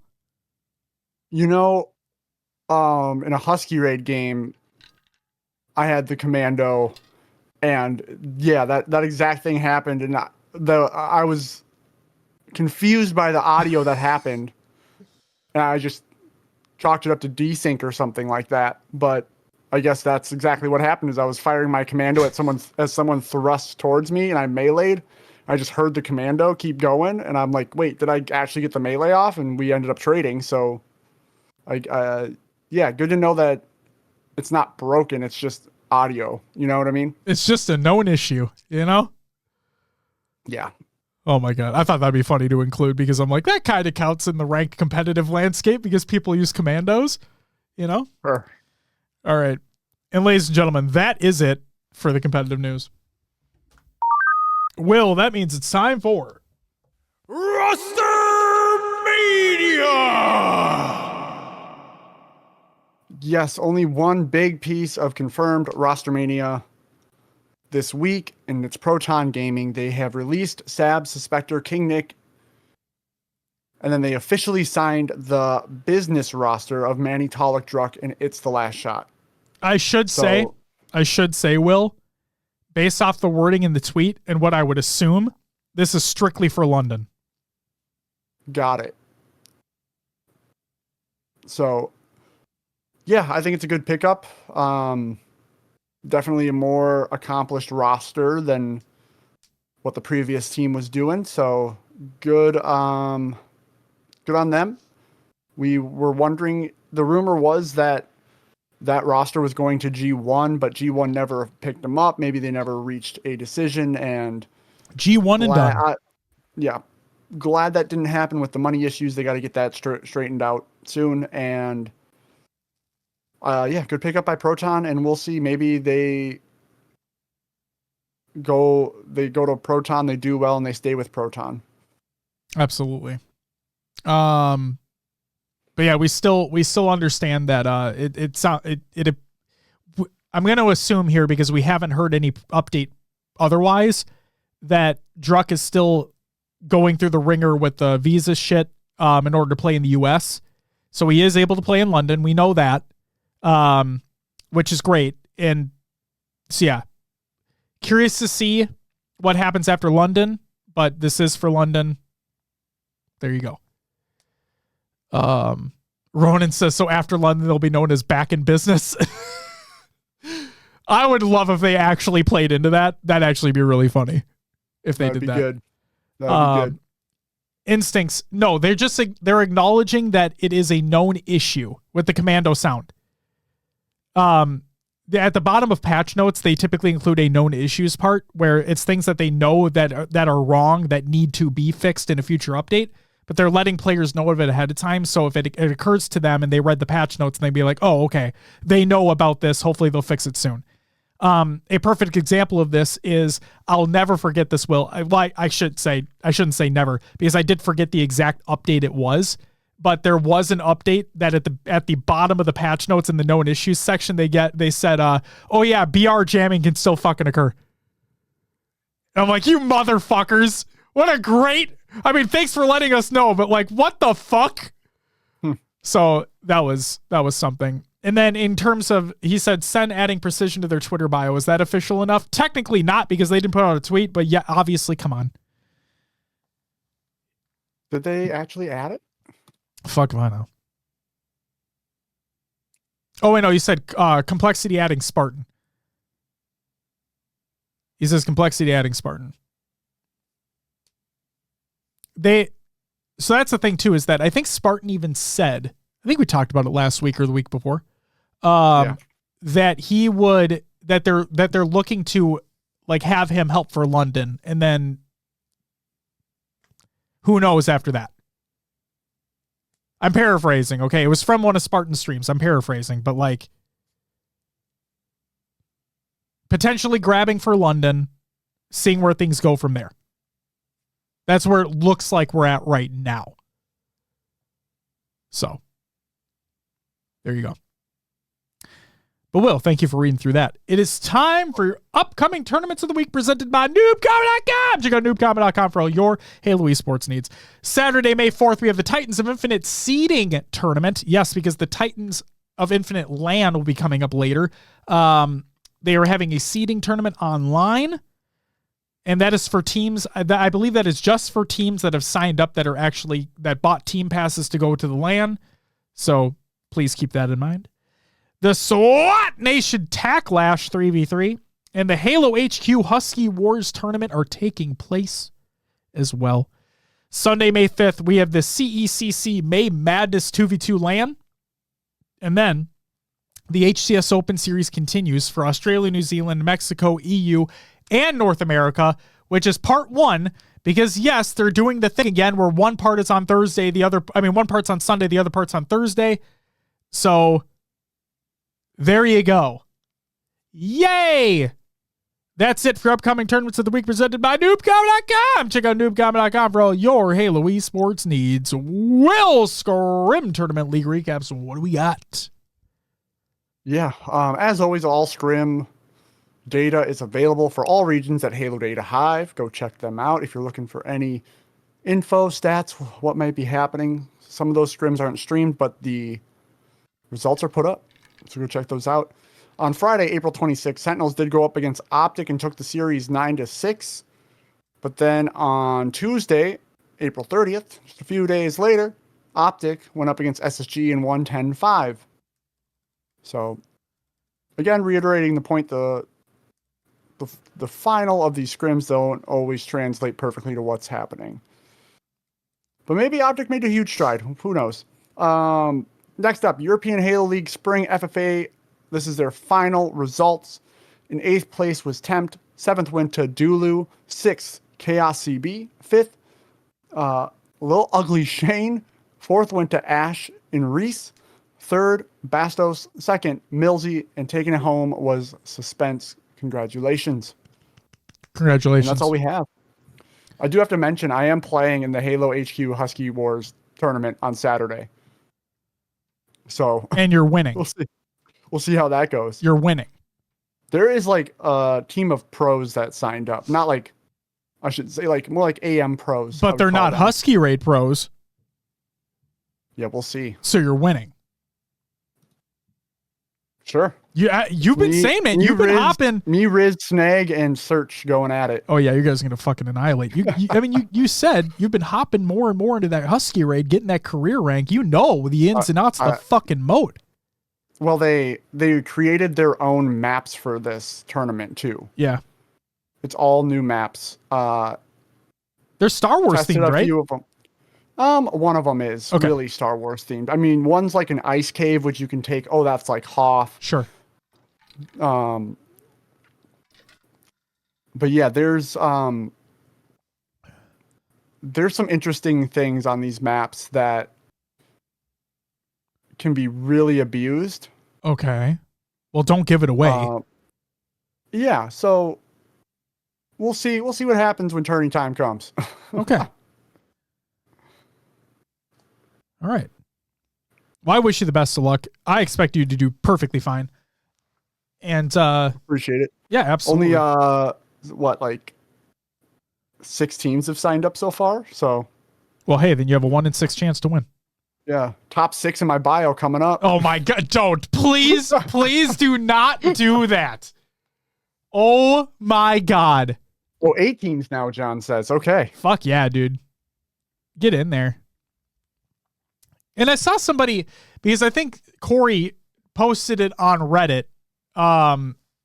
because obviously they're looking for more teams to sign up. And like some of the comments on the post were like, why have a Husky Raid tournament? Like, it's not like super competitive and whatnot. It's like, that's not the point. Like, it's a fucking, it's a for fun tournament. Why do you think people have SWAT tournaments and whatnot? Yeah, I understand there's a ranked playlist sometimes. Not all the time. Oh, God. Proton signed up for the Husky Raid tournament. Cool. Jesus Christ. But no, it's like, these are for fun experiences. Like, if you don't want to sign up, that's fine. But it's not, like, not everything is meant to be super competitive. Like, people are going to sweat because it's what it is. But it's a for fun event. Let the people have fun. Goddamn. All right, Will, thank you for running through those. I appreciate it. Oh, yeah. So, without further ado, let's get into our topic of the week, which is our HCS Open Series results. Will, there's a lot. Yeah. There is a lot. What were you going to say? Oh, nothing. Go for it. All right. Sounds good. Give me a second. Okay, so we weren't able to talk about this because last week was one of the weeks where day one was on a Sunday, day two was on a Thursday for North America, and we're doing the show on Wednesday, starting Mondays next week, though. We're back. So here are I'll just go through this first one, Will. Here are the results for HCS Open Series week number 1 for North America. Okay, and then after this, it's all week 2. So, for week 1 in North America,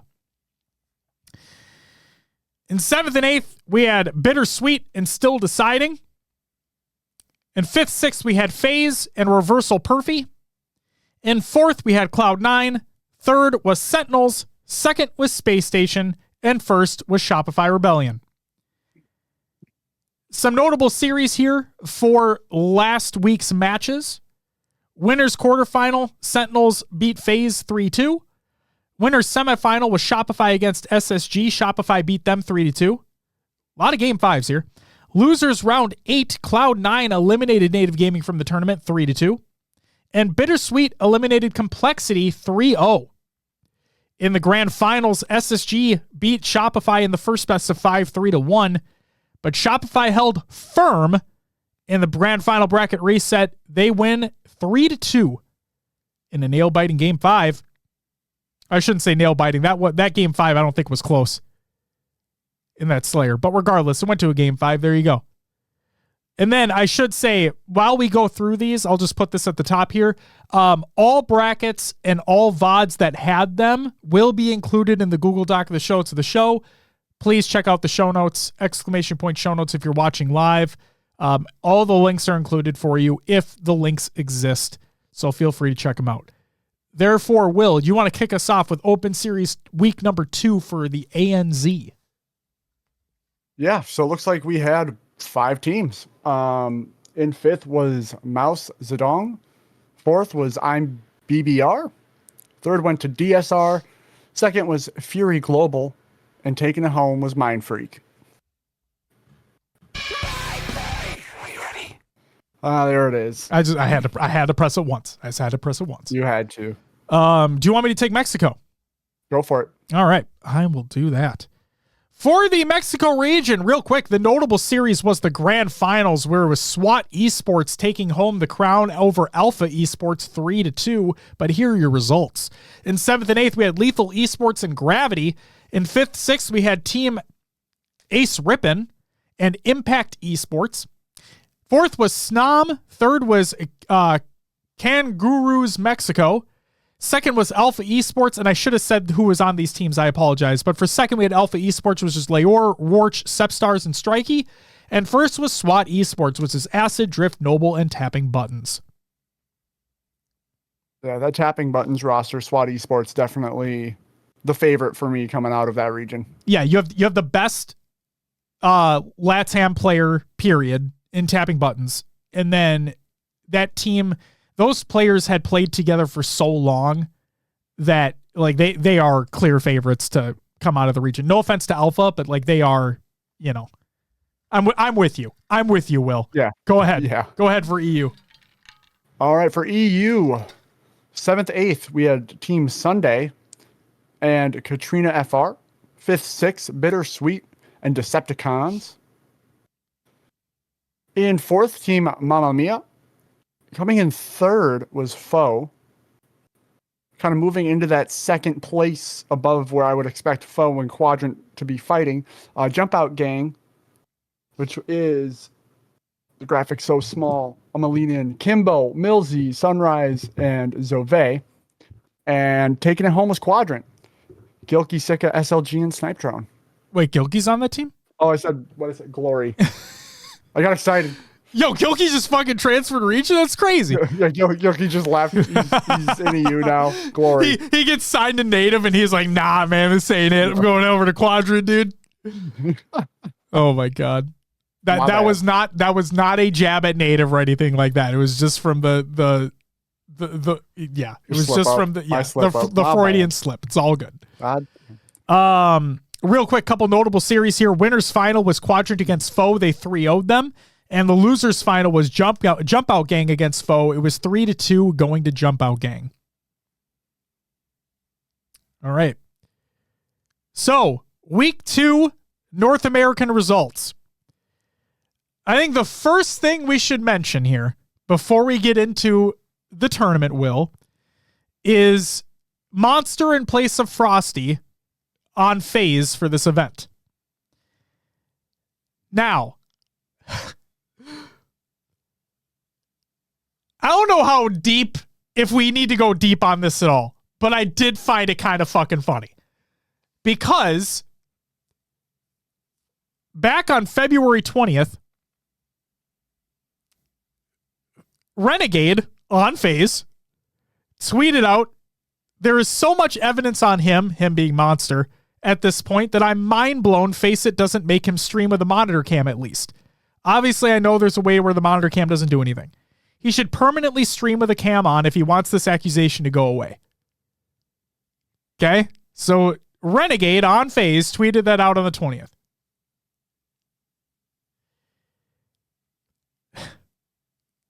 Somehow, some way, Monster is on this phase team for this open. Okay, Frosty had other things going on. So Best Man found that tweet. He kept that receipt, Will.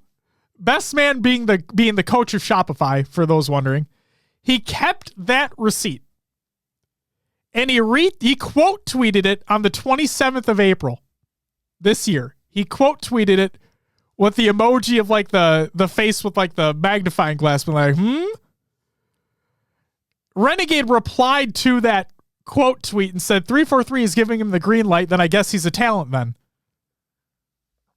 So again, don't really need to go into it deeply, but I just did find it fucking hilarious that they were such advocates for not wanting to play with him that lo and behold, they do. What's up, Snag? Welcome back. Good to see you. Also, Drew Banga, welcome back. So I thought that was kind of funny. Well, that's all. Just wanted to include a little spice. There you go. A little variety. But are we gonna have an instance here? Well, if you put Monster on your team in an online event, you're gonna win? Is that what's gonna happen? Let's find out. That's how it was going before. It was how it was going before, but let's move on to the past, basically. Here are your results. In 7th and 8th, we had Sentinels, which is, yeah, that's a thing. I was about to say the roster, but like everybody knows what the roster is now. And then still deciding in 5th, 6th, we had Cloud9 and Proton Gaming, which again, Proton was now that former business roster, okay? In 4th, we had Complexity. In 3rd, we had FaZe. In 2nd, we had Shopify. And in 1st, we had Space Station. Now, you may be asking yourself, still deciding, Sentinels getting 7th, 8th, that's weird. Proton, K Business is back. Cloud9, K Complexity, yep, that's expected. Okay, FaZe, yeah, they're there. Shopify, yeah, they're there. Space Station, there. Okay, yeah, that'll make some way. Where's Optic Gaming? Where's Optic Gaming? They should be winning these things. Where are they? Well, they lost. There you go. There you go. They lost. Some notable series here for you. Winners quarterfinal. Cloud9. Let's talk about Optic. Cloud9 went up against Optic. Cloud9 beat him 3-2. Oh my God, Cloud9 are a top 3 team.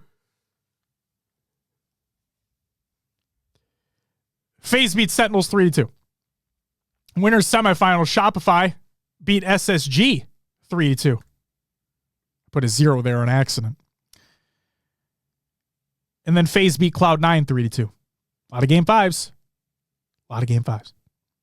Winners final, Shopify went up against FaZe. Shopify beat them 3-1. And losers round 8. Proton Gaming, a.k.a. The Business, beat Optic 3-1. Proton Gaming is a top 3 team. Losers round 9. Proton beat Sentinels 3-0. In the grand finals, then we had SSG go up against Shopify. It's a rematch. SSG beat them 3-2 in that first best of 5. But then we had the bracket reset, and Shopify, they tried. But Space Station's like, no. Not again, motherfuckers. Space Station win 3-2. They're your week 2 champs. Link to the leaderboard for points is included in the Google Doc of the show notes of the show. Yeah, just to cover NA real quick. With all the changes and weird things that have happened. Reversal Perfy in 10th, Native in 9th, Still Deciding in 8th, Cloud9 in 7th, Sentinels are in 6th, Complexity in 5th, Rebellion in 4th, FaZe in 3rd, Optic in 2nd, and Space Station in 1st by a ways. Yes, indeedy dandy.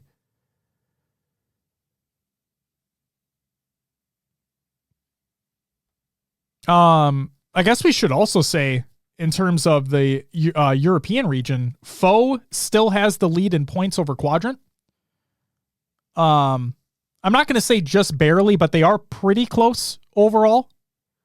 And then in Mexico, SWAT is fucking just mountains ahead of everybody else, as kind of expected there. And then Australia, New Zealand, Mind Freak is the best team in the region by far. Like there's no debate. Regardless of where the points are, they are the best team. So I expect that Mind Freak will get their open travel coverage as well. So we'll just have to wait and see. We have a couple more instances happening, and we'll see what happens there. Yeah. Fuck yeah. Will, anything else you want to mention in terms of the Open Series? We have a Sunday matchup this weekend, and then we have a Thursday. We have a Sunday matchup for the majority of the regions. North Americans day 1. And then day 2 for North America will be on Thursday next week. So just keep that in mind, folks. These split days. Yeah. I'm honestly going to miss the weekend event because it's just easier to consume, digest that content out over the weekend. Agreed. But whatever scheduling reasons or whatever they got going on, sure. We'll just have to wait for Thursday for that final. Excited to see where all these teams land. I know top 6 seeds are locked from Arlington. Yep. But it's always good to watch Halo, watch HCS competition. So excited to see what shakes out this coming week.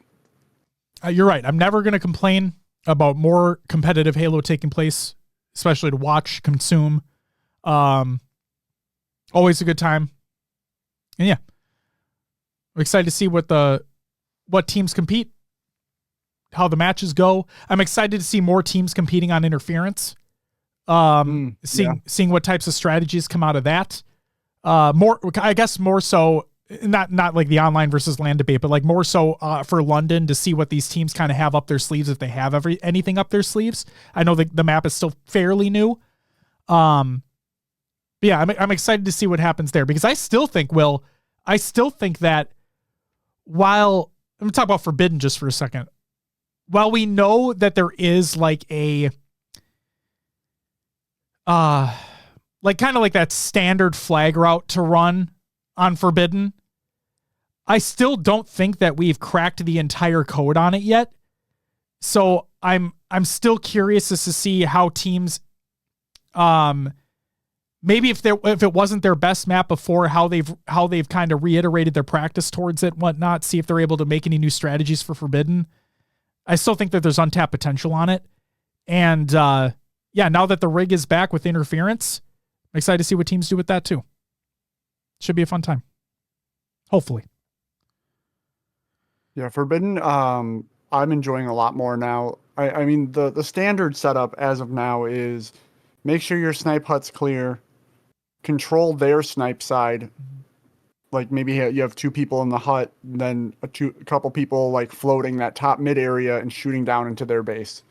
Keep them spawning down there. Someone from the snipe hut goes and gets the flag and runs at pillars while everyone else looks over. Like that's the perfect, you played it well setup. You know what I mean? Absolutely.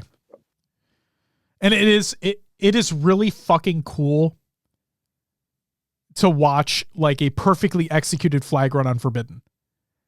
And the fact, like if you're able to get one, kind of like how it's really fucking cool to watch a perfectly executed flag run on the Pit or Empyrean for this matter.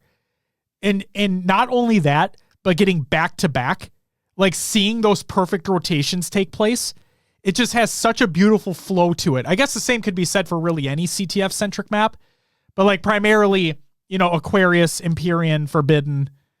It's just when you have that perfect setup going and all your teams, like all players on your team are just perfectly in sync and just you're running it, you're getting the slays, you have another player right on the flag, like ready to get the counter as well. Just keep it going. It's so fucking cool to watch.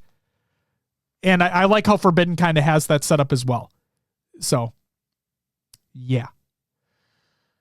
Instinct says, interference is a difficult map to master if you didn't play H5. Yeah, and that's the thing, too, is like, if people haven't, this would be a prime opportunity to go, while the games are different and they do play differently, go watch a previous Halo 5 competition.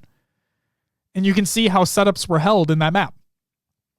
And a lot of those strategies can, like, they do transition to Infinite because spawns and whatnot.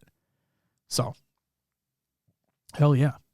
Instinct says Gunny showed a cool slide off the bottom of Snipe Nest to speed up the rundown of the ramp and up to the base on Forbidden. Instincts, I'll also say I saw Lucid do a cool on Interference. I saw him do a cool little G slide like to like kind of towards bottom mid. And like I think I was watching it like in the studio here. I think I literally said out loud to myself, "Oh, that was a cool little slide he did there."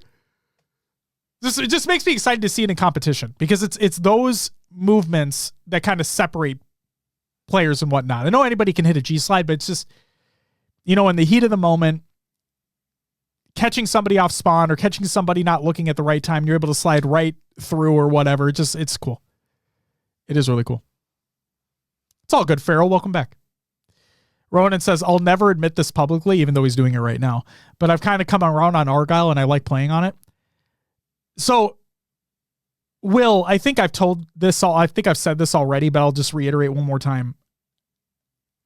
I think the reason why I don't necessarily like Argyle is because I'm bad at it. Like if I played more on it, and Will, I've shared this with you, but like if I practiced more on that map, I'd probably like it more as well.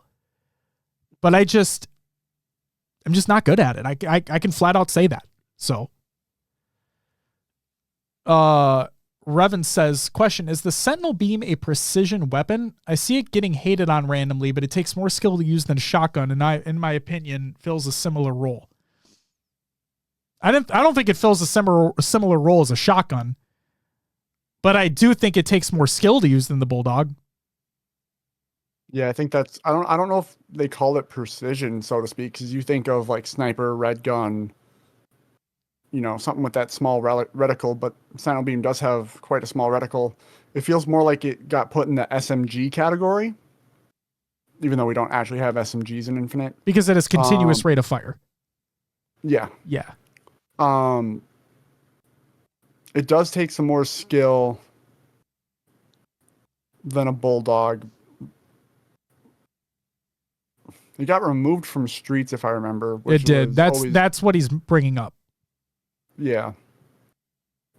That's what it's in reference to because Lucid wants it back. Other players want it back. Like there's been a lot of discourse online over the past day or two about Sandbox. Yeah. I don't know anymore.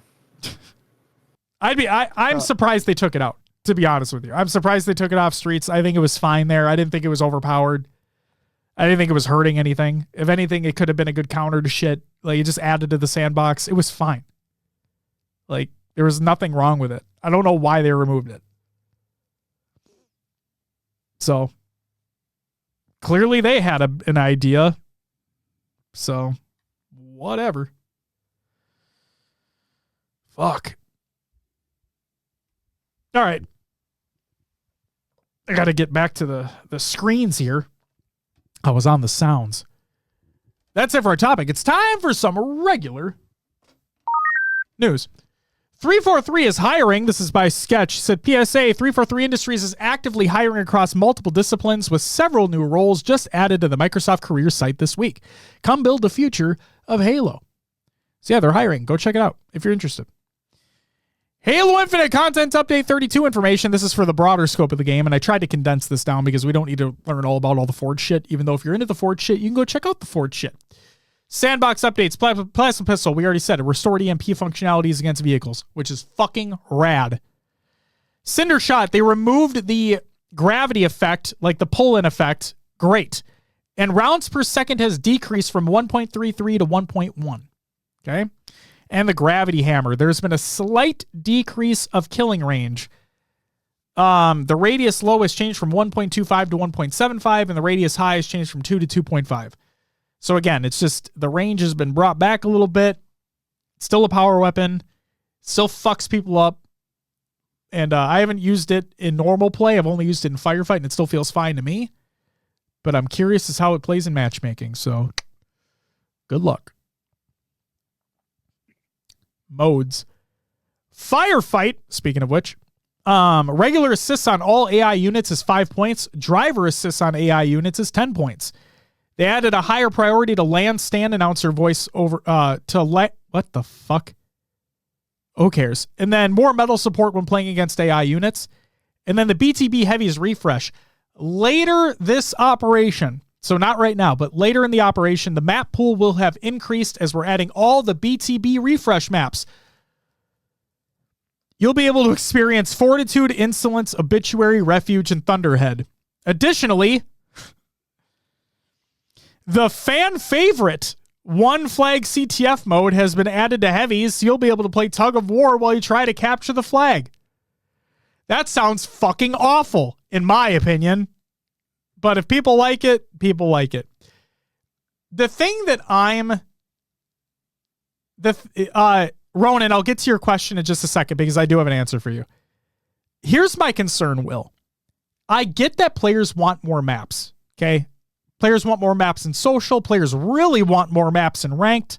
Players want more maps. They want new experiences. They want something fresh, right? That's great. My issue is that I'm afraid, and I don't even play BTB, and I fucking hate heavies. But I'm just afraid that they just took the maps. They literally said they took the maps from the BTB refresh. They're putting it in heavies. I don't want to say that they're not doing their job, but I want to ask the question. I'm just going to throw this out there. Are they fully testing these to make sure they work with heavies? Like, not every fucking map works great with every vehicle or every weapon or whatever it may be. So I don't want this to be like we're just putting things in to put things in. Like they already exist here. We're just going to put these here. We're going to call it a refresh. I hope that's not the case. I don't want to say it's the case. I just hope it's not the case. Now, for your question, Ronan. Ranked doubles and ranked Slayer are going to be permanent when the match composer releases later this year. Okay? So whenever the update comes out that includes the match composer, that is when those two ranked playlists will become staple and they will not rotate out. There you go. Also, I'm going to throw this out there because I'm feeling petty as fuck right now. You ready for this shit, Will? What? This person will probably never hear this, but I don't fucking care. To the person on Reddit, because I fucking put this as a comment in a post. correcting somebody who put a post on Reddit, and I wasn't mean. Like, the person put a post on Reddit saying that, like, these were supposed to be in the game in April or whatever the fuck it was. We're nearing the end of April and they're not in the game yet. And I corrected the poster and I said, just letting you guys know, it was never said that it's going to be in April. Here's the source.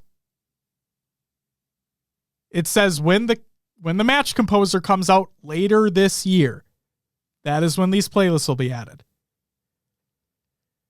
To the motherfucker that said that, oh, it's still April, there's still that time about the end of April that it could come out. Like, go fuck yourself, you idiot. You don't know what the fuck you're talking about.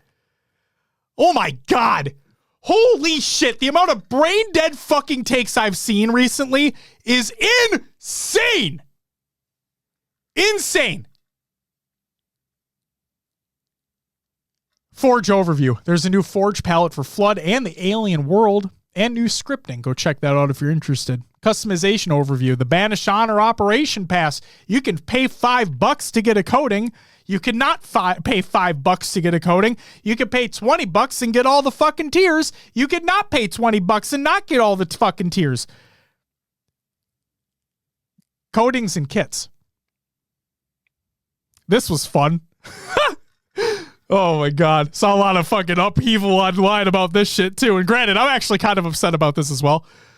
They say sometimes it's fun to just jump into the armor hall and try out a bunch of different looks, seeing what elements can make each core and kit just the right kind of unique. Coatings are obviously a key element of customizing your Spartan, and when Operation Banished Honor launches, we have 54 existing coatings that have been updated to work with some additional armor cores and kits that were previously unsupported. Guess what, Will? I swear to God, literally like 1 or 2 of the coatings of the 54 are now cross-core. The rest of them are just for individual fucking kits within a core. What the fuck? That happened. And then the Exchange. The Exchange is a brand new shop rotating each operation that contains both items from the past and never before seen customization content. Items are purchased with Spartan Points, a free currency that is earned through 3 primary ways. Completing your first daily challenge will award 200 Spartan Points rather than XP. Completing your weekly ultimate reward will award you 1,000 Spartan Points instead of a miscellaneous customization item. And Operation Reward Tracks will offer up to 15,000 Spartan Points, replacing miscellaneous other rewards. When the Exchange refreshes, items will not be going away, removing the chance to get them. Instead, they'll be available to purchase with Spartan Points through the customization menus, much like bundles once they rotated out of the shop. So weekly stuff is gone? Yes. Upcoming operations. Tenrai 4, June 4th through July 2nd. Yes, we're getting another fucking Tenrai event. And then Spartan Surplus, July 2nd through the 30th. New Mark IV themed armor pieces are accompanied by an Exchange refresh full of tactical gear from the past and more. Featured rotational, Firefight Legendary King of the Hill is rotated in. Ranked Snipers has replaced Ranked SWAT. Catalyst was removed from Ranked Snipers since it last appeared, while Dredge and Interference were added. And then Rumble Pit has replaced FFA Slayer. That's it for the regular news. I'm going to skip COD because fuck it. It's time for Will's Adventures with Hailovers and other games too. Will, how has your Infinite experience been since Content Update 32 is released?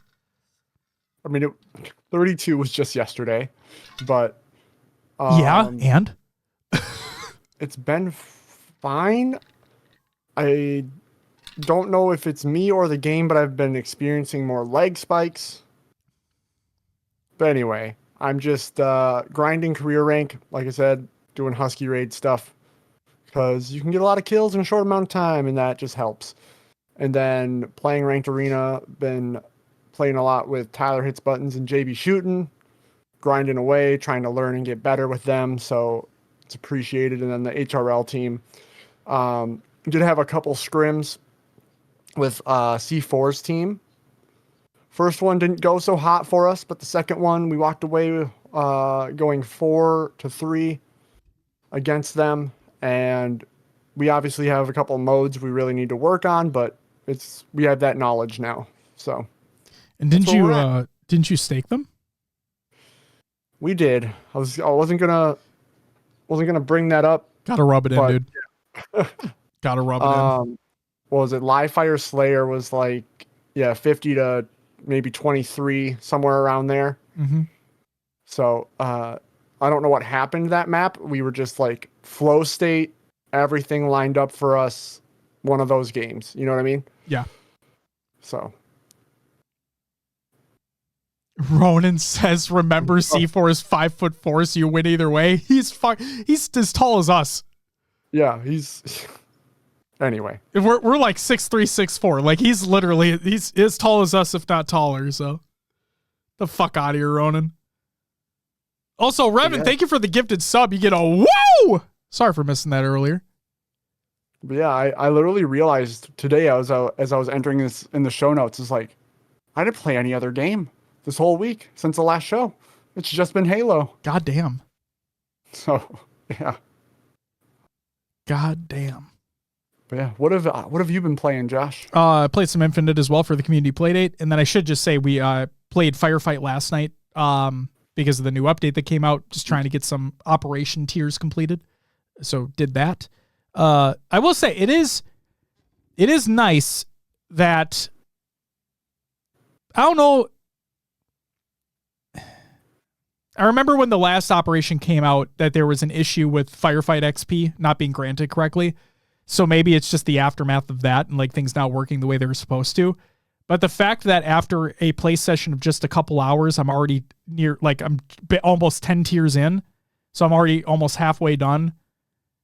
That's pretty nice. So the fact that I can just play for a couple weeks, get the challenges done, get my tiers completed, feels pretty good. Yeah.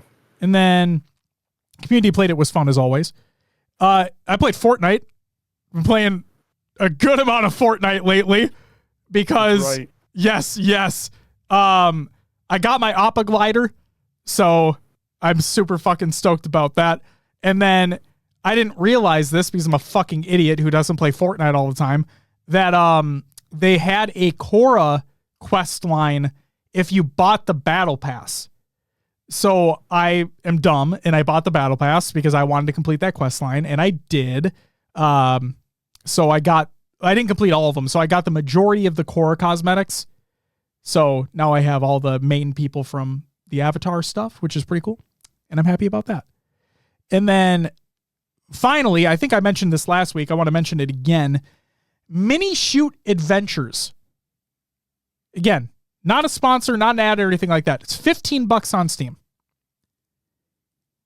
Literally think if old school top-down The Legend of Zelda met a twin-stick shooter. That is what this game is. It's fucking phenomenal. Absolutely fucking phenomenal. And I 100%ed it. So, I did that in just about 10 hours or so. I literally couldn't put it down. That game is phenomenal. Mini Shoot Adventures. Go check it out on Steam. And I hope you like it just as much as I did. All right, well, let's get into some shouts.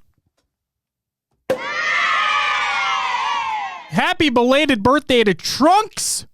Jeff, happy belated birthday. Hope it was a great one. Shout out to everyone who joined in the 8s. This includes Halt, John, Riz, Tyler Hits Buttons, JB Shooting, Overkill, A Fine Guy, Incise, High Tech Redneck, Elated Darboard, and appearances by Ashley, Blair, and Snagoo. Were they just in the voice chat, Will, or? Yeah. Okay. They stopped by. See, it's funny you say that because I have one of those instances as well here where shout out to everyone who joined in the community playdate. That includes Blackout, Danny Phantom, Fox Too Quick, Game Crazy John, Halt Hammer, High Tech Redneck, Overkill, Ross Monkey Jr., Riz, and Tools for the last 5 minutes via Discord chat. And the reason why I'm including that is because he specifically asked to be included in the shout out for the show. So Tools, there you fucking go. That was for you. Shout out to everyone who followed and subbed during the live show. That includes Sweetie Doc. I'm going to mispronounce that. I apologize. Requiem.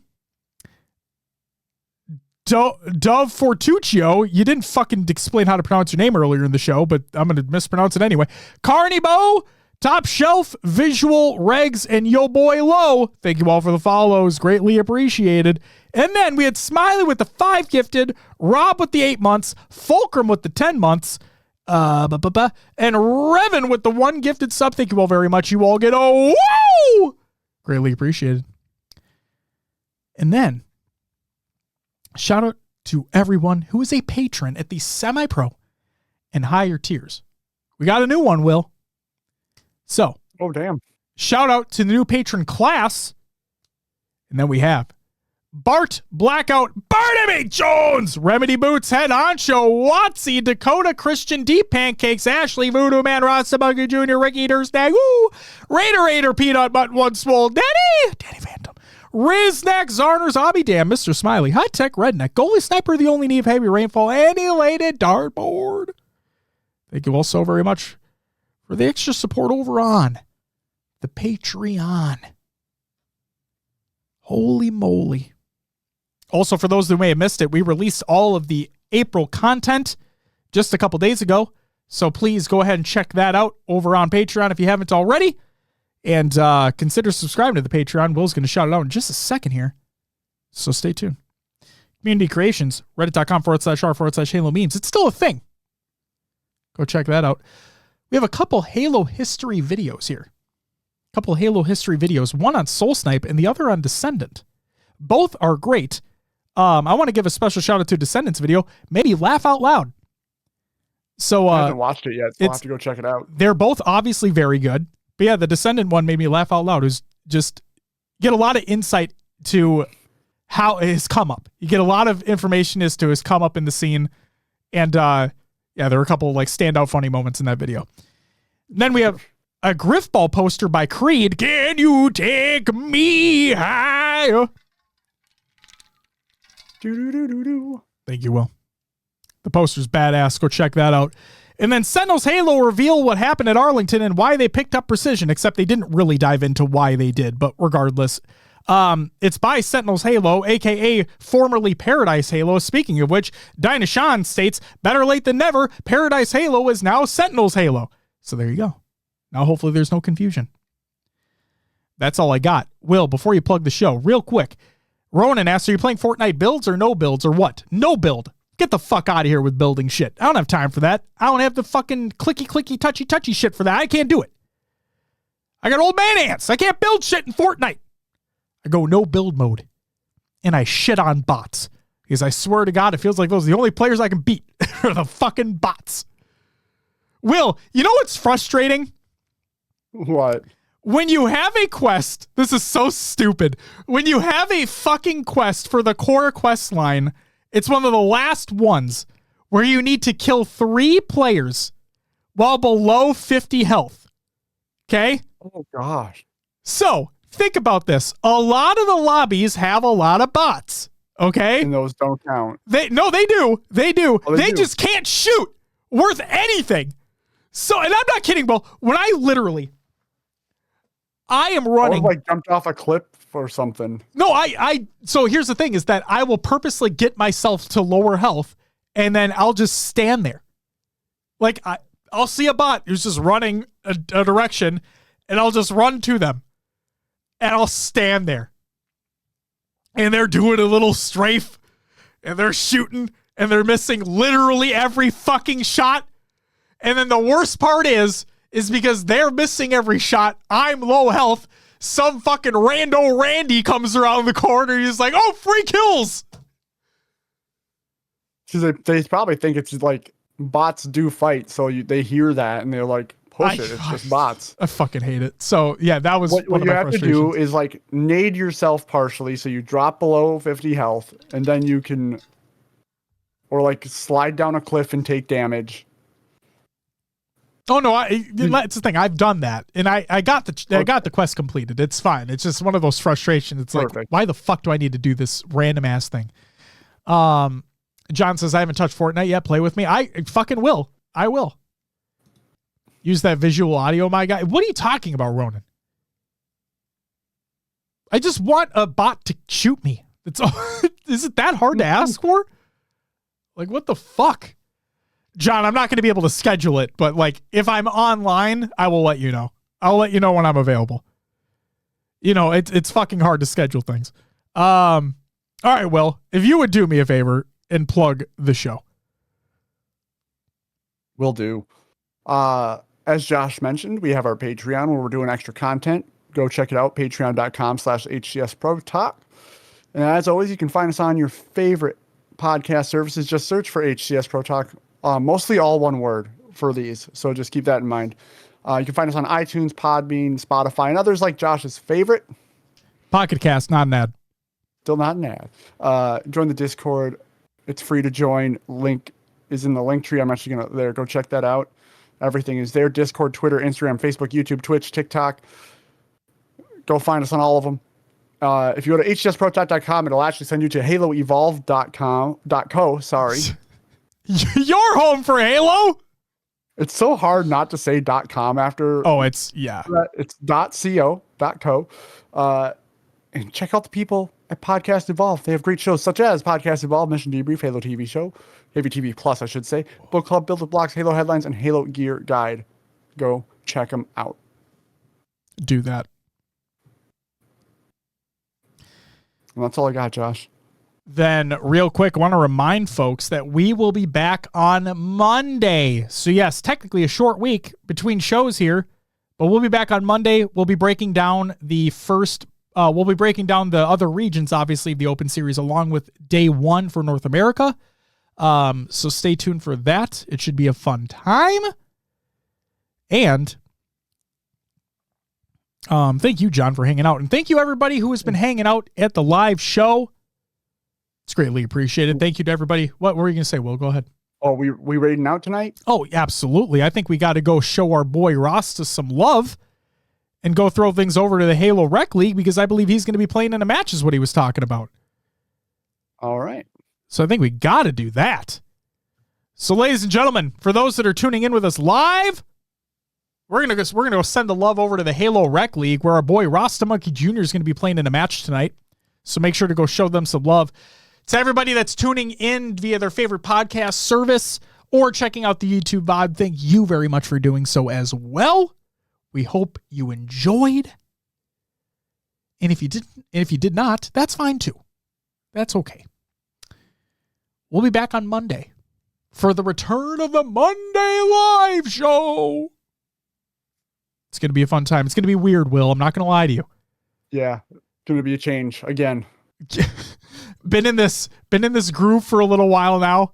Gonna have to readjust, but it's gonna be okay. It's gonna be a good time. We hope to see you guys there. Again, for those who are new here, our shows always were Monday.